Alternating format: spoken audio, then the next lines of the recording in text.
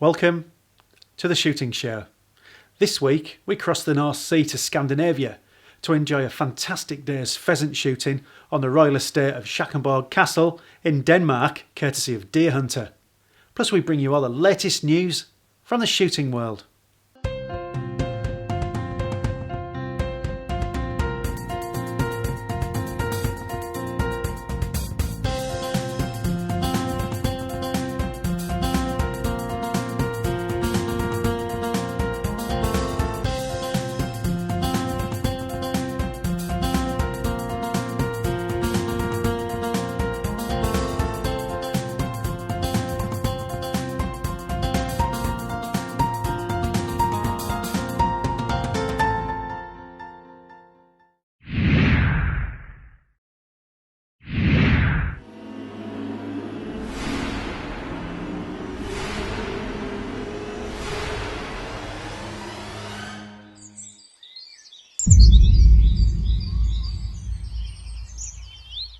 We've headed over to Denmark for a shoot of royal proportions.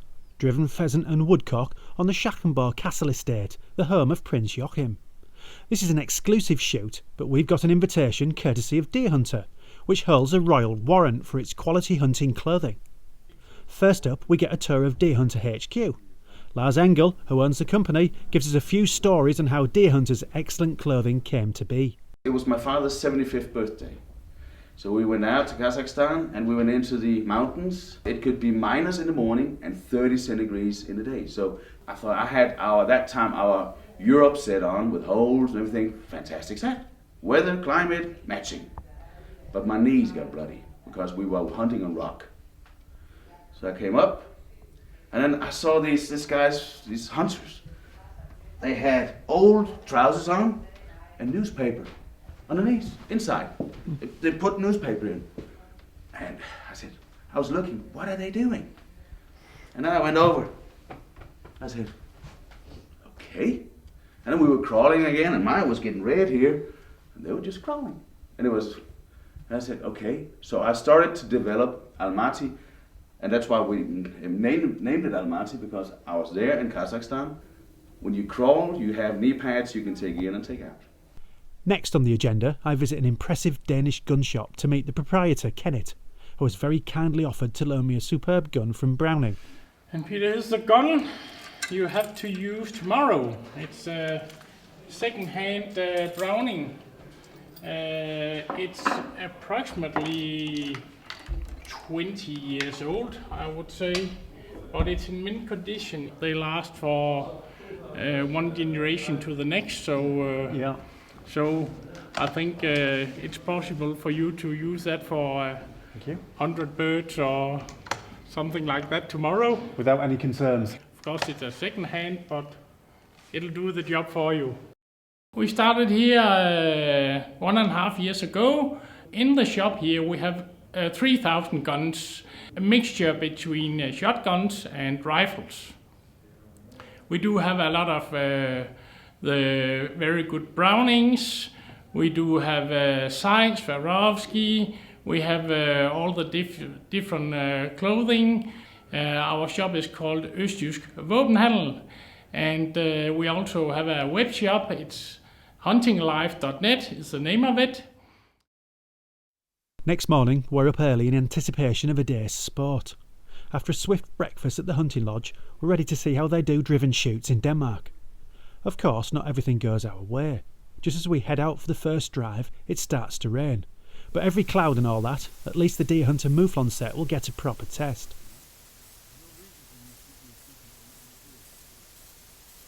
Before long, I'm headed for my first peg. We've been told there could be a fall of woodcock, as the sought-after woodland waders were sighted in some numbers on the Norway coast 3 days ago. Let's see if their migration over to Denmark is complete. The camera's barely set up by the time I get my first shot, and it's a woodcock. Clearly, they're in. Yo! We can go home now. You can't get a much better start than that, and I haven't peaked too early either because the sport keeps coming. The gunshots filling the air indicate it's not just me who's in luck. This is clearly a well-organised drive as the beaters flush another round of birds out of the woodland.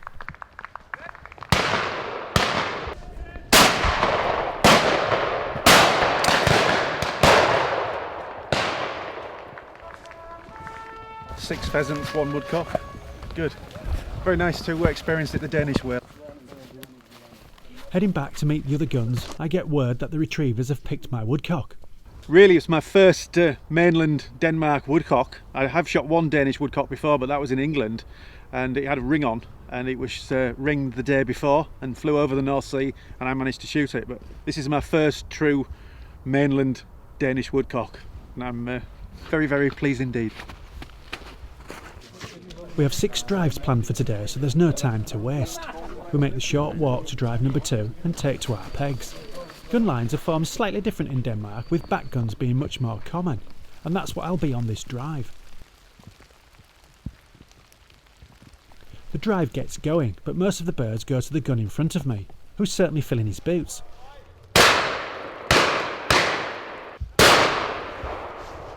Kenneth, proprietor of the biggest Browning store in Denmark, is on the next peg down, and he's taking some well-placed shots too.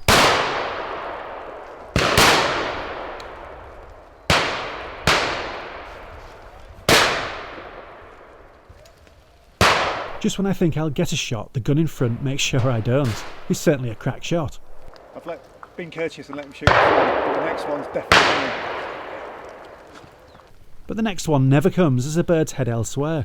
You can't have it all your own way, and I'm still optimistic for the drive to come.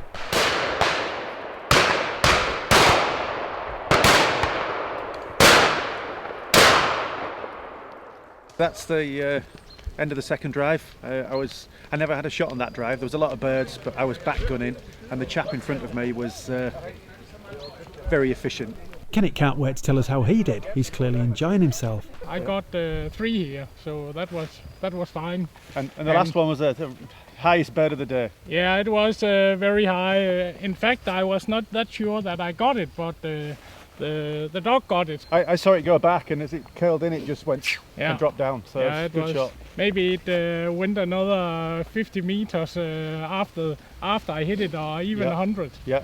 But they are flying very good, the birds. We line out for the last drive before lunch, and I'm placed as back gun once again. Every drive is different, but this one soon falls into a familiar pattern, with the neighbouring guns getting the action while I spectate. But that's hunting, and I remain optimistic.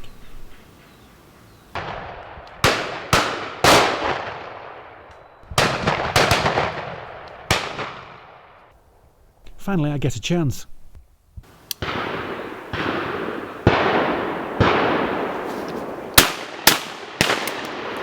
But it's not to be, and soon I'm back to watching and waiting.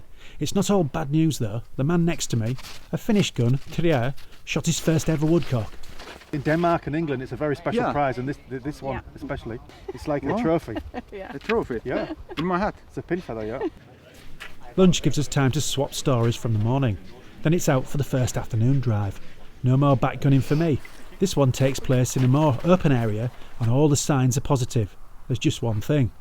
Lars Engel, the boss, is on the peg next to me, and he'll have a clear view of all my hits and misses. No pressure, especially as Lars is a famed crack shot. Time then to show Lars what I can do. Naturally, I start off with a miss. But luckily, Lars is there to clean up after me. Well done, Lars. Did he got it? Yeah, he got it. Sorry, Peter. You're making me nervous. I'm just keeping an eye out. Finally, I start to get into my stride, and just in time too, as this turns out to be a bumper drive.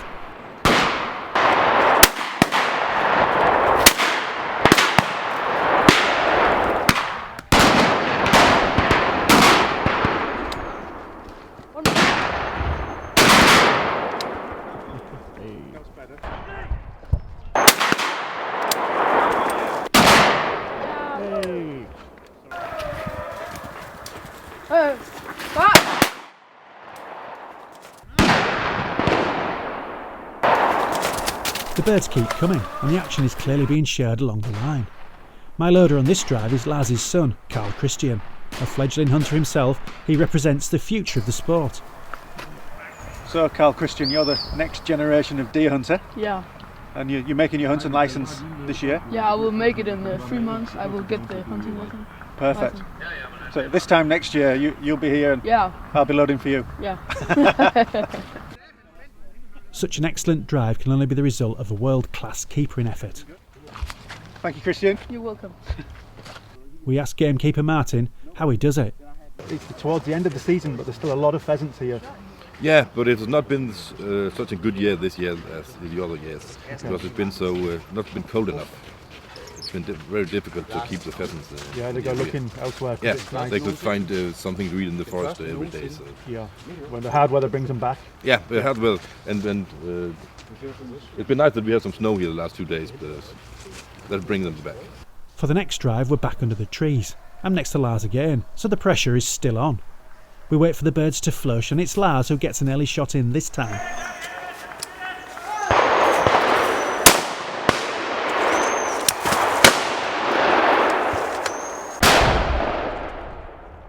After that, a short but plentiful drive sees every gun get some excellent shooting.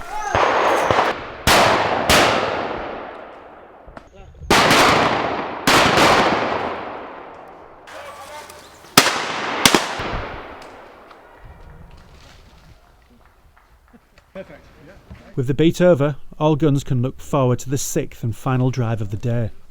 There's no time to waste and we line out quickly. I'm eager to swell the bag further, but it looks like Lars is eager to put me off my stride with some well-aimed banter. I'll keep it count. The pheasants begin to flush from cover, but most head to the other end of the line. Eventually Lars and I manage to take a bird each.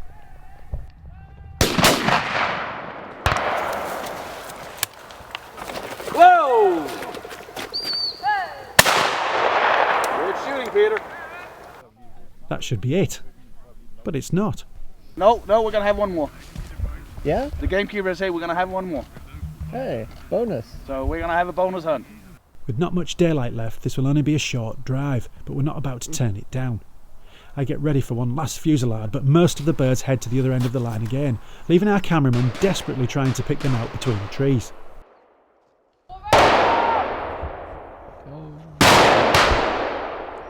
Boom, boom. It's a bit like Trafalgar. It's the Frenchman having a go. That's a wrap on a fine day's sport. Yeah, I was using the Browning 725, lovely wood, grade 5 today, the 28-inch barrels. It's fitted me quite well. I'm a left-handed shooter, but I like the Brownings, always have done, and I shot reasonably well today, although I'm sure Lars would beg to differ. Opportunity to test out the mouflon. I've had it on test this year. It's gone through quite a lot. This morning it was wet the whole morning, relentless rain, and I'm snug as a proverbial bug in the rug. No leaks. The storm cuff's pretty cool, so you get no ingress there. The only opportunity for any rain is down the neck, but none today. I had the neck gaiter on to stop that. Yeah, positive result. Everyone experienced something new today, with some taking on driven game for the very first time. Lars gives us his take. And it's been a good, active, everybody has been shooting, and it's been a joy that I guess nobody has not shot after pheasants. If they haven't hit, it's their own mistake. Yeah, no, I think the sport's been evenly spread. Yeah. And, you've done a good job with Martin for pushing the birds one way. I listen on the radio, I could see if it's not going so well at one side, he tries it the other side. So no, but he's a very good gamekeeper. He knows what he's doing, and it's a joy, always a joy to be here. So, but maybe we'll see if we're going to do it again. Yeah, absolutely. But the next time I'll beat you. You have to go practice.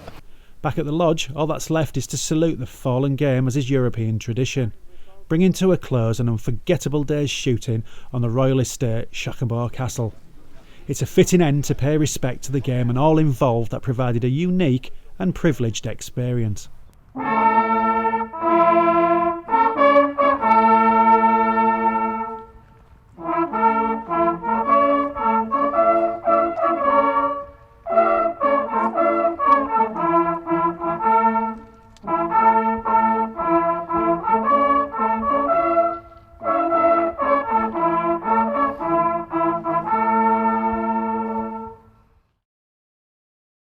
And I've had Dave's pheasant shooting there, Danish style. And now, it's the Shooting Show News. This is the Shooting Show News. Shooting's contribution to biodiversity keeps on growing. The latest DEFRA biodiversity stats show several key species are still in decline, but BASC's pointed out that the contribution shooters make to the environment is bigger than ever. Shooters spend more than £5 million on cover crop seeds every year and maintain over 25,000 hectares of wild bird cover. And shooting contributes the equivalent of 16,000 full-time jobs to conservation.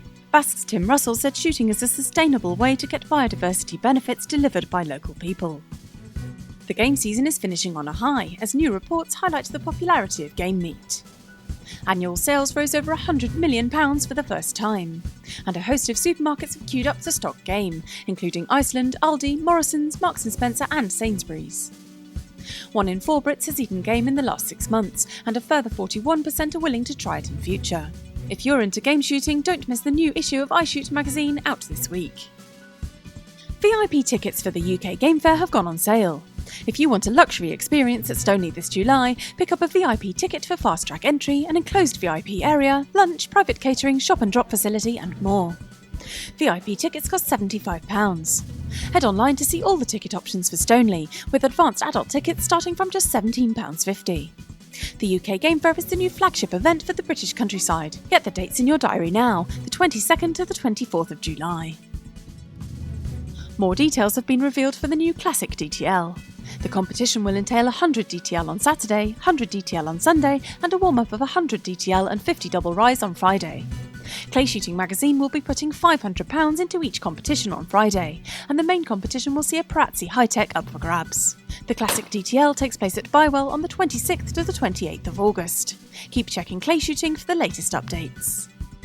And finally, if you fancy yourself as an Olympic trap shooter, get yourself to Hayward Estate in Somerset on the 12th of March.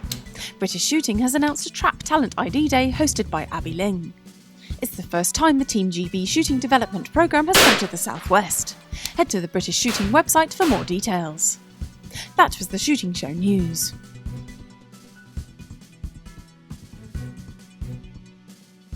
Well, that's it for this week. Thanks for watching. Please like us on Facebook and follow us on Twitter. And if you're not a member of BASC, it's time to join now. BASC, looking after your sport, looking after you. This has been The Shooting Show.